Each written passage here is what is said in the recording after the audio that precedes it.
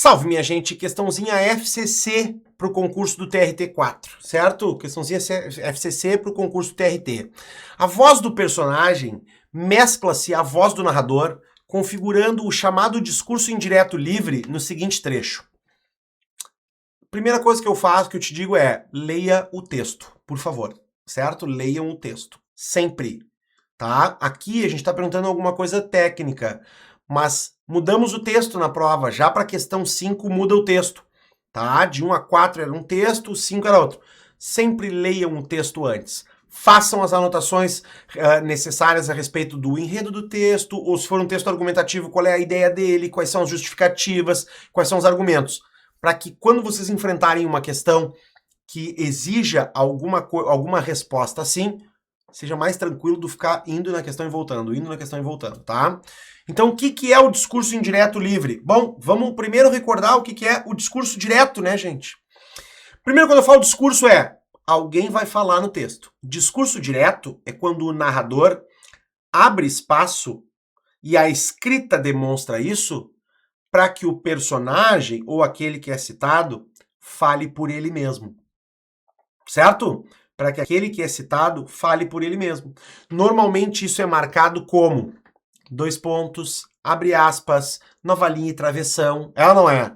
E o que o discurso direto tem como principal característica?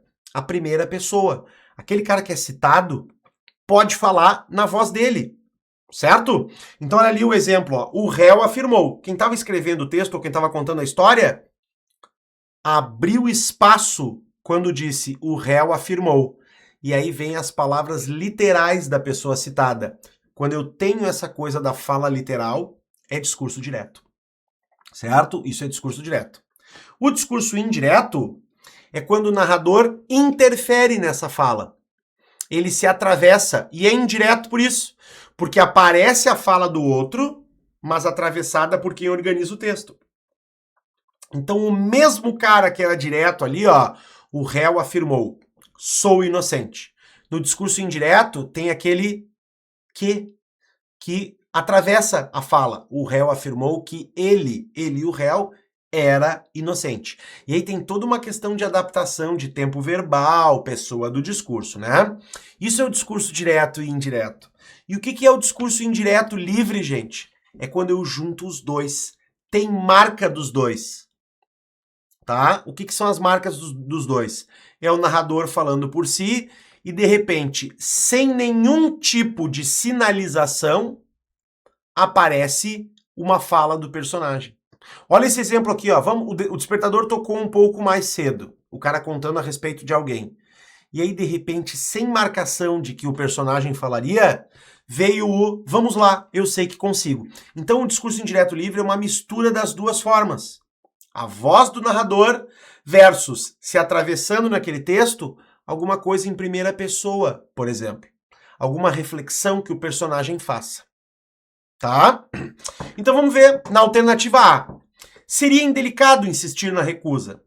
E depois, por que não ir àquela sala? Gente, aquela pergunta ali em cima, aquele ponto de interrogação, não é uma pergunta feita pelo narrador.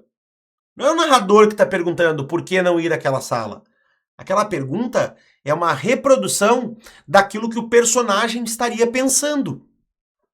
Certo? É uma reprodução daquilo que o personagem estaria pensando. O discurso indireto livre é muito para isso.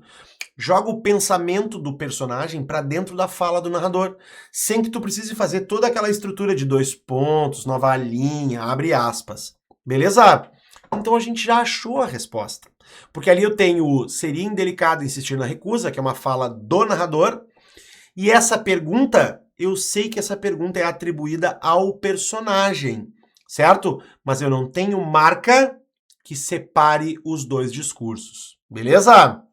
Na B, alguém informado da viagem pedira ao amigo que levasse uma encomenda à Assunção. Não tem o discurso de ninguém aqui. Tenho só uma declaração. Ou tenho o pedir ao amigo que, na verdade, eu tenho um discurso indireto. O pedir introduz a fala de outro, né? Mas é tudo indireto ali, ó. No padrão do indireto, como tu compara com o textinho aqui do lado. Na C e na D, gente, na C, na D e na E, eu tenho marcas de discurso direto. que é a fala sendo isolada ou anunciada por um travessão, sim ou não? Não é preciso travessão, objetou o meu amigo. E vem a fala do cara de novo. Posso esperar perfeitamente aqui mesmo, na alternativa C. Na D, obrigado, respondeu o amigo. Não desejamos nada. Ou você, João, deseja alguma coisa? A pergunta é marca do discurso direto.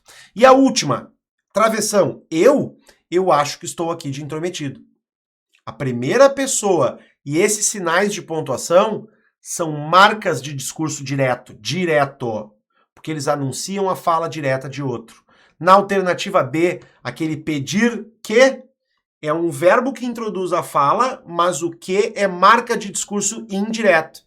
Quem não tem nenhum dos dois e mistura tudo é a alternativa A, que é realmente a nossa resposta correta.